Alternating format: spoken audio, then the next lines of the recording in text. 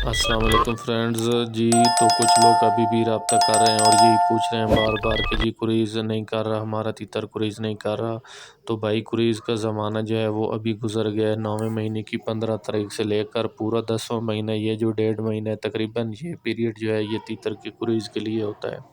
तो मेरे भाई शौक़ जो है इसको आप सीखें। नए दोस्तों के लिए ये वीडियो, पहले भी मैं बार बार इसी चीज़ का अर्ज़ कर चुका हूँ और फिर आज आपसे यही अर्ज़ कर रहा हूँ कि भाई अभी वो जो कुरेज़ का टाइम है वो गुज़र गया है।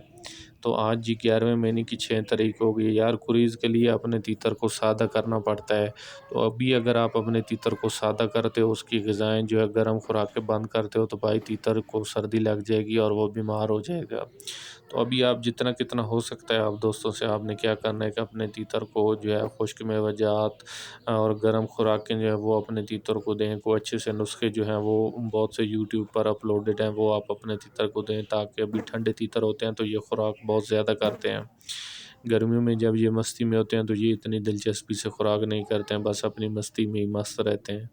तो भाई अभी जो है ये आपके लिए एक बेस्ट मौसम है, सीज़न है। इसको अच्छे से खुराकों में लगाएँ ताकि आपका परिंदा जो है बहुत ज़्यादा सेहतयाब हो जाए और आगे सीज़न में आपको अच्छी गुलियारी से नवाज़े। अस्सलाम वालेकुम, अल्लाह हाफ़िज़।